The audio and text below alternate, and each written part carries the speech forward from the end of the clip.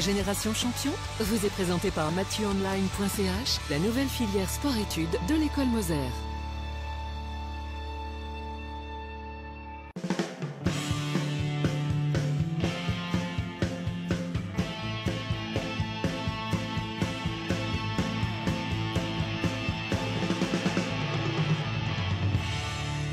Bonjour à tous, bienvenue, merci d'être avec nous dans ce Génération Champion. Vous connaissez l'émission, en tout cas on l'espère, l'occasion d'avoir sur ce plateau un champion actuel ou ancien avec à ses côtés un jeune talent prometteur. Aujourd'hui, nous avons la chance, allez, n'ayons pas peur des mots, d'avoir deux champions, un champion et une championne avec un jeune garçon.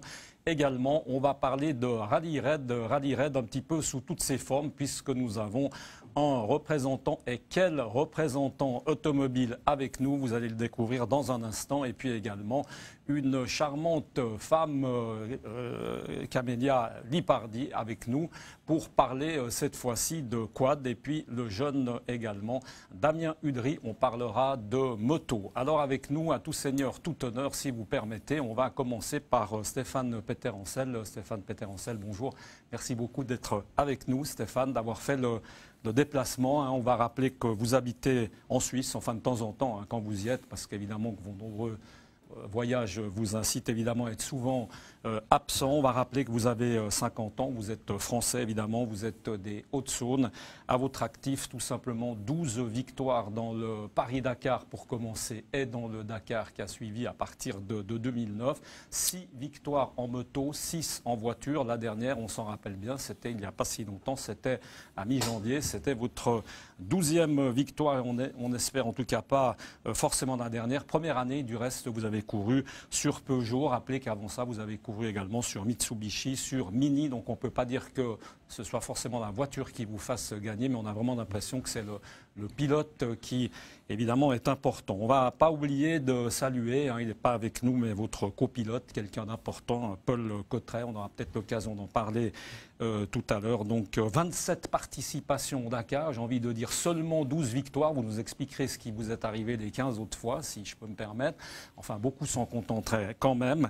Et puis, avant cela, c'est un peu anecdotique, vous avez été, c'est amusant de le souligner, vous avez été champion de skateboard. Alors ça, c'était il y a très longtemps. C'était jusqu'en 79, champion de France. Vous avez participé au championnat d'Europe. Comment est-ce qu'on passe du skateboard à la moto Dakar? C'est peut-être intéressant d'en parler. À vos côtés, Camélia, on l'a dit, Liparotti, pardon.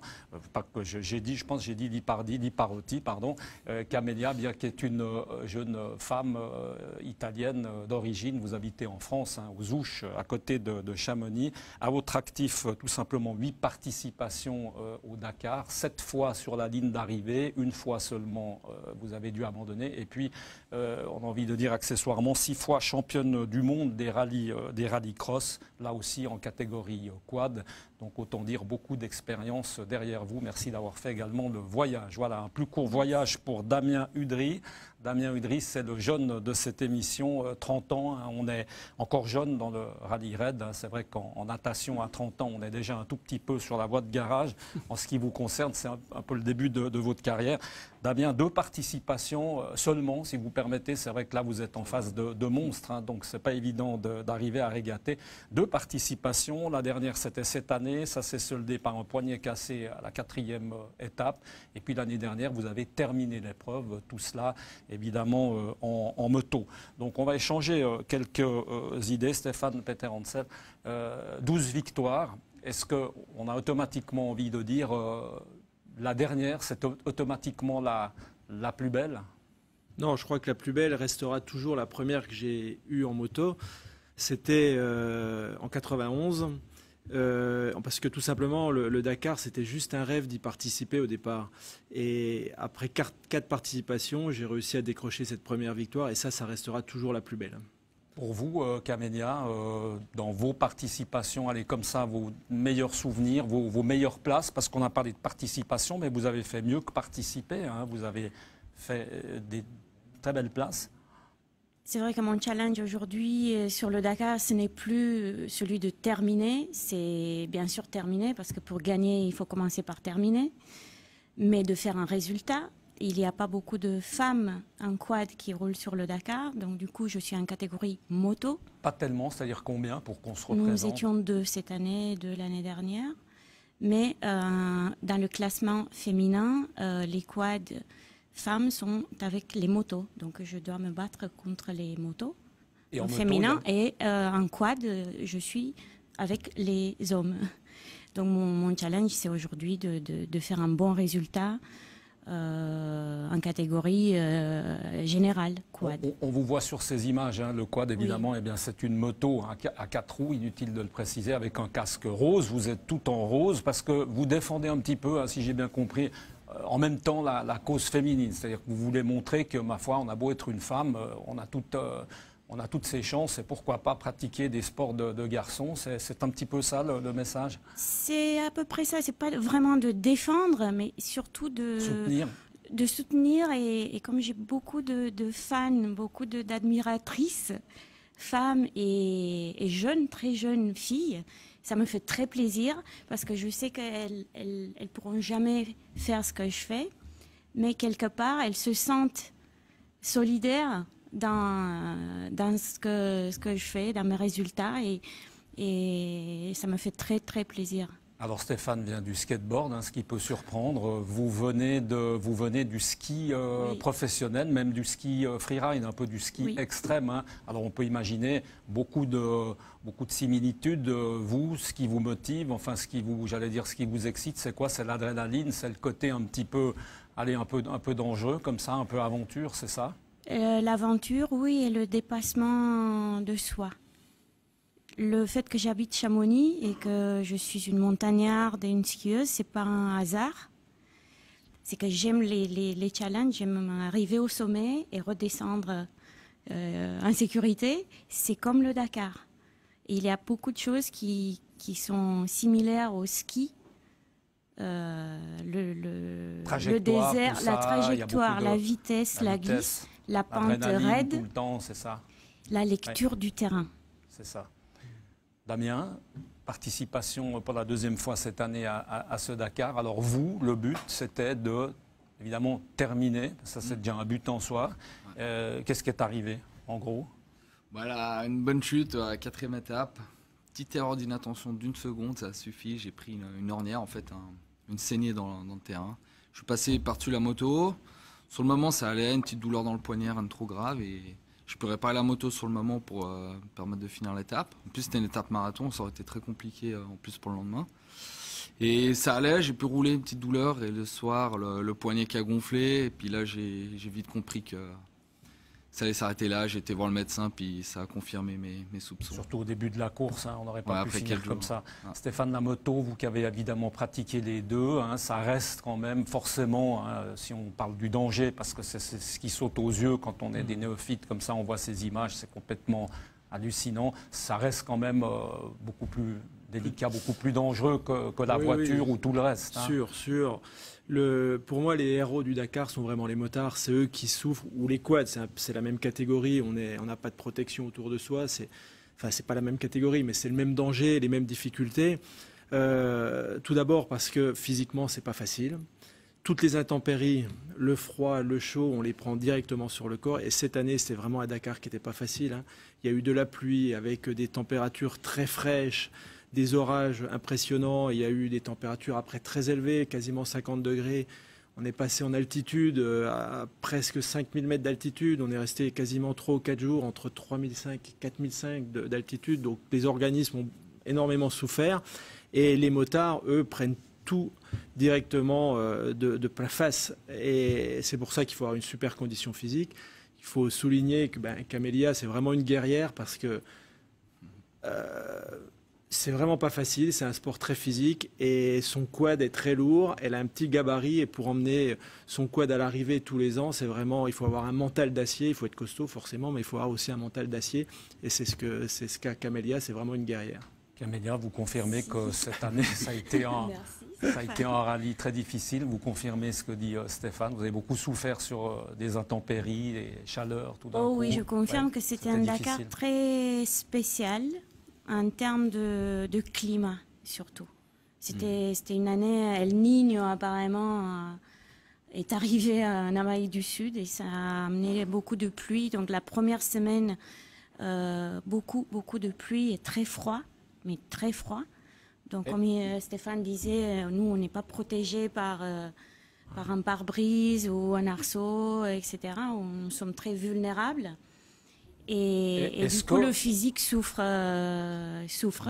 Et c'est là où le mental, quand le physique commence à descendre, c'est le mental qui prend le relais. Et est-ce qu'il y a des fois, enfin, qu'on s'appelle Stéphane Peter-Ansel ou Camélia, est-ce qu'il y a des fois où on se dit non, maintenant on arrête, c'est trop, j'en ai marre, je pars pas demain. Est-ce que ça nous traverse l'esprit ou jamais? C'est quelque chose auquel on pense ou non? Quand Stéphane, on est pilote professionnel et qu'on est payé pour ça, on ne se pose même pas la question. On va au bout de l'effort, on va au bout de la souffrance, on n'a pas le droit de s'arrêter tout simplement. En fait, ce qui m'a fait arrêter la moto, moi, c'est la peur de me faire mal. Quand on parlait tout à l'heure du danger de la moto, c'est vrai qu'il est réel. La moindre erreur en moto ou en quad, on la paye cash, c'est-à-dire on tombe, on se fait mal. Et moi, j'ai fait 10 Dakar en moto. J'étais très motivé pour essayer d'atteindre un record de victoire, mais dès que j'ai atteint ce record, je dis c'est bon, je change, je passe à autre chose. Et j'ai eu pendant une dizaine d'années la boule au ventre à chaque départ de spécial. J'étais motivé, la moto reste ma passion première, mais avec les vitesses élevées qu'on a sur les rallye raids, la moindre erreur d'inattention, la moindre erreur d'analyse du terrain, c'est la chute et là ça peut vraiment faire mal. Donc c'est vraiment quelque chose qu'il faut garder à l'esprit et je pense que c'est la peur de me faire mal qui m'a justement préservé de jamais tomber, jamais me faire mal. Mais ceux qui ne sont pas conscients de ce danger risquent d'aller à la faute et risquent vraiment de se blesser. Donc il faut être conscient que rouler en moto sur le Dakar, c'est pas du playback, c'est vraiment un challenge élevé. Et rappeler, c'est pas forcément plaisant, mais qu'il y a eu évidemment même de vos amis qui, ma foi, sont morts durant la course. C'est quand même quelque chose qui reste extrêmement délicat. Damien, lorsqu'on est un jeune pilote comme vous, justement, comment est-ce qu'on prend le départ? On a, comme disait Stéphane, la monstre boule au ventre, on arrive à se décontracter, on est dans quel état d'esprit, on est comment? Alors moi j'ai aussi cette peur, et puis heureusement, comme l'a dit Stéphane, le jour où on l'a plus, c'est là qu'on met sa vie en danger. Mais ouais, j'essaie de gérer, de vider, mais toujours de garder cette petite appréhension quand même, qui me permet de maintenir quand même une petite marge de sécurité et pas de rouler au-dessus de mes moyens. Et ça marche assez bien pour l'instant, comme ça, je roule à mes capacités, à ma main. Et pour l'instant, c'est une formule qui fonctionne. Alors, j'allais dire, vous avez un gros mérite, double mérite, parce que rappelez quand même que votre papa, dans les années 90, Joël Udry, je l'avais reçu du reste sur ce plateau à son retour du Dakar. Il en a fait un en moto, accident, il a dû être amputé. Donc aujourd'hui, et ça vous a pas... Comment vous l'avez vécu à l'époque, ça vous a pas découragé, visiblement pas, puisque vous étiez au départ. Mais vous n'êtes pas dit, tiens, non, ça c'est quand même trop un sport de fou, je vais peut-être plutôt quand même faire les fléchettes ou bien du tennis de table. Non, c'est pas ça. Heureusement. Non, justement, alors c'est là où j'en ai tiré un bon enseignement, c'est que il a eu son amputation, mais qui est sorti de l'hôpital 4 mois après, il était sur une moto. Alors aussi ça a dû me marquer, ça m'a donné peut-être cette force de me permettre d'aller de l'avant. Et je m'en sers comme exemple, c'est clair. Il aurait pu repartir, il aurait voulu, non, c'est pas possible. Non, je pense pas, non. Non, puis ma maman, elle l'aurait pas laissé. Elle l'aurait pas laissé. On va peut-être parler de la course, Stéphane. Racontez-nous un petit peu tout ce qui est... Alors, évidemment que quand on est en action, on le comprend, on roule un petit peu aussi bien sur des pistes un peu en dur. Parfois on est un peu au milieu de nulle part. D'abord, avant d'oublier le rôle du copilote, parce qu'on en a parlé tout à l'heure, quel est-il exactement dans ce type de rallye? Parce que là, on n'a pas affaire à du rallye traditionnel, du double... VTC, c'est du WRC plutôt. Quel est son rôle? Qu'est-ce qu'il fait? Alors, tout d'abord, juste pour rappeler un peu les grandes lignes d'à Dakar, c'est une course qui dure une quinzaine de jours. On fait environ 10 000 km en 15 jours, donc c'est une moyenne de 700-800 km par jour. Dans ces 700-800 km par jour, il y a des parcours de transfert, de liaison, souvent sur la route, et après, il y a la spéciale chronométrée. La spéciale chronométrée, c'est là que le classement va se faire. Elle est tout pas en hors-piste, en off-road, c'est-à-dire en tout-terrain. Et en fait, on a l'organisateur qui nous donne un roadbook. C'est-à-dire que l'organisateur a fait des reconnaissances pour suivre une piste ou du hors-piste. Il donne un roadbook et c'est le copilote qui doit nous donner les informations tout au long de la journée. des intersections, des distances avec les dangers, par exemple, ou parfois on est dans des zones complètement hors piste. Là, ils nous donnent des caps à suivre, des directions avec des caps. Et donc, tout ça pour dire que le rôle du copilote est très important, parce que gagner des secondes et des minutes juste au pilotage, c'est pas facile, parce que tous les pilotes professionnels ont un niveau de pilotage quasiment similaire. Par contre, c'est très facile de perdre 10 minutes, 15 minutes ou 20 minutes sur une erreur de navigation. Donc d'où l'importance d'avoir un très bon navigateur.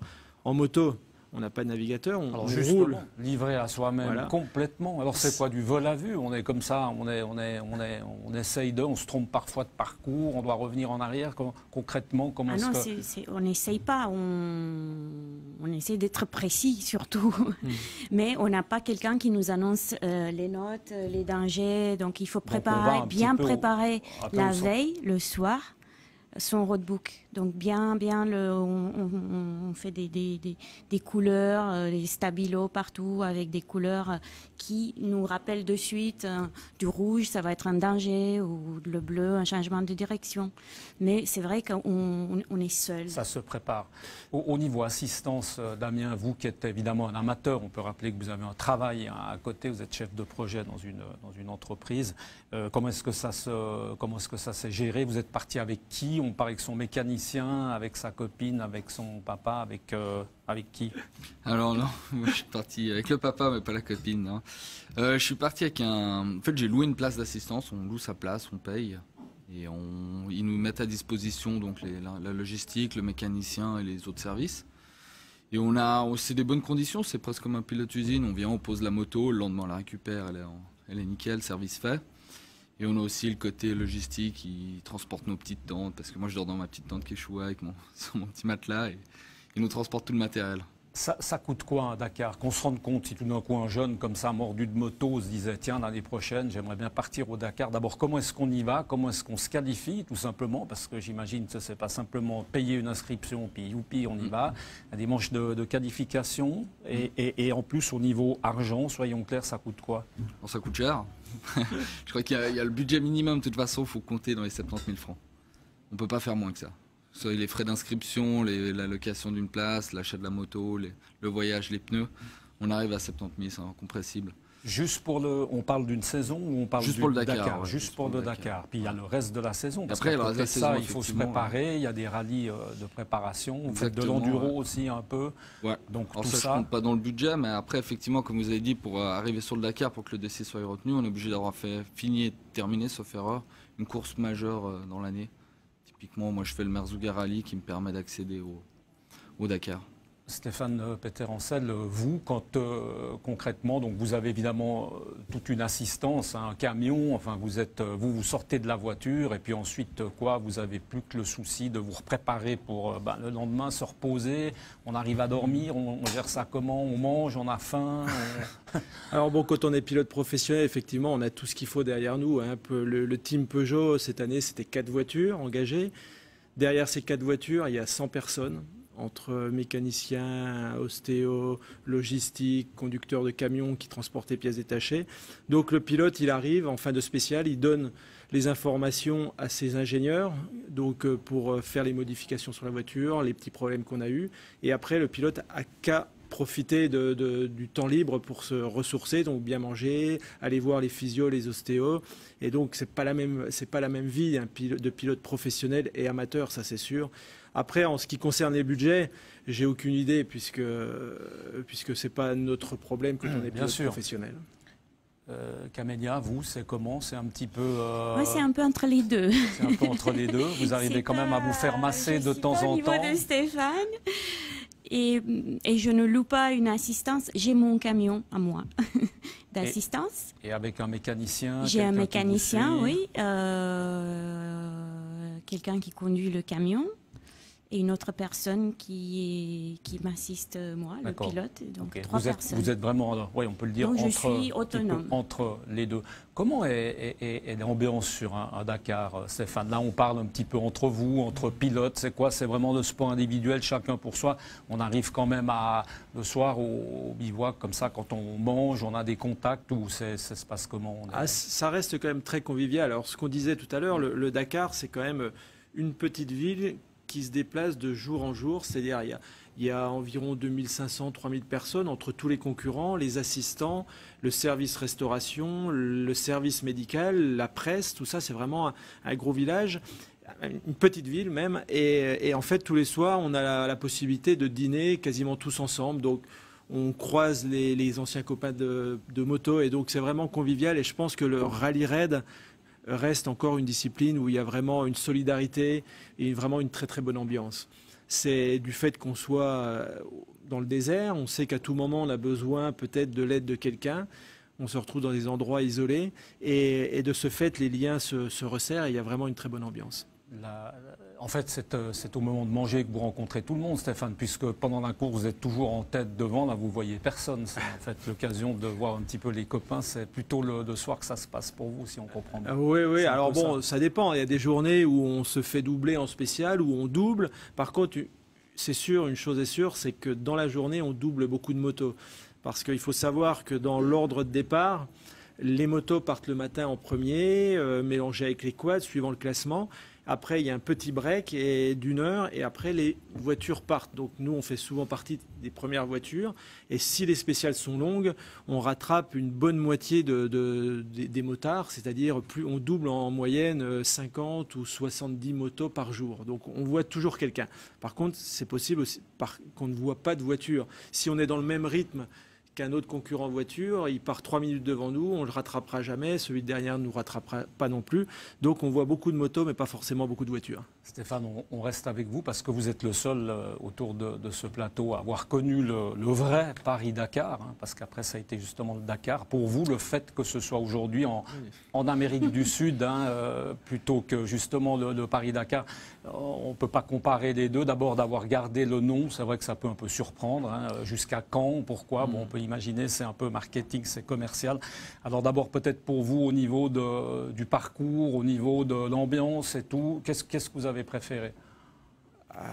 C'est difficile à dire, mais le vrai Dakar, le vrai esprit aventure pure, c'était l'Afrique forcément. Surtout, j'ai connu les Dakar sans GPS, donc on traversait le désert, le Ténéré, on n'avait pas de GPS. Quand on était perdu, on était vraiment perdu parce que maintenant on s'égare, mais on ne se perd plus. On pouvait faire 2 jours sans voir le moindre village, sans voir personne, pas de population. Les étapes étaient plus longues, ça durait aussi 3 semaines. Maintenant, c'est plus que 15 jours. Donc, c'était vraiment une course à une autre dimension. Malgré tout, on sait maintenant les problèmes géopolitiques de l'Afrique. La solution de partir en Amérique du Sud était sûrement la meilleure parce qu'on a vraiment un terrain de jeu fabuleux. Des déserts très intéressants. Par contre, l'esprit est un peu différent. À chaque détour d'une dune, on peut rencontrer des fans, des Argentins, avec un pick-up qui est là pour nous encourager. Donc, c'est une atmosphère complètement différente. L'aventure a diminué, c'est pas le même niveau d'aventure, mais l'esprit de course très dur, quand même, qui se mérite d'aller à l'arrivée et respecter. Ça reste quand même une course pas facile à finir. Pour vous, ça va continuer en Amérique du Sud. Il y a des chances que ça évolue, que ça change. On parlait même de la Chine qui est intéressée. Enfin, je ne sais pas si. Est-ce que le Dakar pourrait finir en Chine? Ce serait quand même un peu extraordinaire. Mais il y a des très beaux rallyes en Chine. Il y a des déserts magnifiques. Il y a beaucoup de possibilités. Mais par contre, au mois de janvier en Chine, sur les hauts plateaux, il peut faire moins 20 degrés. Et donc le Dakar. On va vous habiller, hein, Camélia. Il faudra mettre la doudoune cette fois. Le Dakar est une course qui se déroule au mois de janvier. Et si on considère qu'elle reste à cette date, ça sera impossible de la faire bouger en Chine. Je pense que ça va rester encore quelques temps en Amérique du Sud. Il y a d'autres pays. Hein. Il y a le Brésil, il y a l'Uruguay, le Paraguay. Il y a le Pérou qui était très très bien. On ne l'a pas eu cette année. Par contre, c'est vraiment très intéressant au niveau du désert. Là, ça a été que cette année l'Argentine et la Bolivie. Justement, en Bolivie, racontez-nous comme ça, l'ambiance, c'était... Justement, est-ce qu'on vous réserve un accueil encore plus incroyable comme femme? Vous avez plein de gens, j'imagine que vous attirez pas mal la curiosité. Oui, je répète, surtout beaucoup de femmes. Des femmes plus âgées, des femmes, des gamines. Oui, parce qu'elles ne le feraient pas, évidemment, elles sont très en admiration. Mais ce n'est pas seulement en Bolivie, en Argentine aussi. On m'appelle soit la chica italiana, soit la chica francesa. Ici, on pourrait vous appeler... J'ai 2 nationalités, donc je joue un petit peu avec les 2. Mais c'est vrai que l'accueil du public par rapport à l'Afrique, parce que j'ai pas couru en Afrique, mais j'en ai fait 3 en tant que journaliste, donc j'ai vu l'ambiance. La grandissime différence, c'est aussi le public. En Argentine ou Bolivie, nous sommes accueillis. Il y a du monde partout. Et la Bolivie, bon, cette année, c'était pas que le public, c'est l'altitude. Ce qui me rapproche encore une fois à mes montagnes. C'est ça. En termes de télévision, ça a été énorme, hein, Stéphane. C'est 200 pays qui retransmettent. C'est des dizaines de millions. On s'en rend pas bien compte parce qu'ici, très franchement, en Suisse, on suit ça comme ça, gentiment. Je dirais globalement en Europe. Le Dakar, c'est pas de Suisse du reste. Très peu. Le Dakar, c'est une épreuve qui est partie de France il y a plus de 30 ans maintenant. Donc forcément, tout le monde s'est un petit peu lassé. Par contre, il y a d'autres continents, d'autres pays qui ont découvert le Dakar plus tard et eux, ils s'y intéressent vraiment à fond. Et effectivement, en Amérique du Sud, on ne peut pas allumer une télévision et une chaîne le soir sans voir du Dakar pendant des heures et des heures. On est beaucoup plus reconnu en Amérique du Sud qu'en France ou même en Europe en général. Et c'est vraiment une bonne sensation. C'est vrai que quand on courait en Afrique, de temps en temps, en Afrique noire, on avait beaucoup de personnes le long des pistes, mais c'était plus de la curiosité. Les Africains, ils voyaient passer des voitures, des motos à haute vitesse, ils se demandaient un peu ce qu'on faisait, parce que pour eux, la compétition automobile ne voulait rien dire. Alors qu'en Amérique du Sud, on a vraiment... des connaisseurs, c'est des gens qui sont renseignés, qui savent, qui voient, ils ont des vrais fans de motorsport. Il y avait le rallye d'Argentine, très populaire. Donc, ils ont vraiment une vraie culture de la compétition motorisée. Et donc, ça fait plaisir de se sentir encouragé. Très rapidement, il nous reste 30 secondes. Le programme, un petit peu de chacun, jusqu'au prochain Dakar. Camélia, par exemple, qu'est-ce qui va se passer là, dans les prochaines semaines, mois? Plein de rallyes. Dans un mois, je participe à un rallye aux Émirats Arabes Unis, la première manche du championnat du monde de rallye raid, qui s'appelle l'Abu Dhabi Desert Challenge, du 1er au 7 avril. Stéphane, un peu de vacances, un peu de repos. Oui, c'est toujours bienvenu les vacances, mais on va reprendre les tests avec Peugeot pour développer notre voiture, la 2008, et la faire progresser encore. Probablement une très longue course en Chine pendant l'été, ça va partir probablement de Moscou pour terminer à Pékin. Et encore des tests après pour préparer le Dakar 2017. Parce qu'à noter que c'est un petit peu la face visible de l'iceberg. Hein. Quand on vous voit au Dakar, vous êtes très très très sollicité. Hein. On a eu beaucoup de mal et merci encore beaucoup d'être venu de vous avoir parce que vous êtes tout le temps à gauche et à droite. Il y a les sponsors, il y a les essais, il y a plein de choses finalement à gérer. Hein. Oui, c'est ça, c'est la vie d'un pilote professionnel, développer du matériel, faire les relations publiques et puis continuer quand même à s'entraîner physiquement. Ça prend aussi du temps, surtout quand on vieillit. C'est important. Damien, la suite, rapidement, 10 secondes. Le rallye de Merzougar, au mois de mai, sauf erreur. Ensuite, championnat suisse d'enduro et préparation physique. Et l'autre gros boulot pour moi, trouver un budget nécessaire pour aller sur le prochain Dakar. C'est un peu le nerf de la guerre. Hein. Ouais. En tout cas, on vous souhaite bonne chance. Merci beaucoup d'être venus à vous tous. Camélia Liparotti, merci beaucoup. Stéphane Peter-Hansel, bonne suite à vous. Merci beaucoup Damien. Et puis merci beaucoup à vous de nous avoir suivis. On se retrouve le mois prochain pour Génération Champion. À bientôt. Ciao.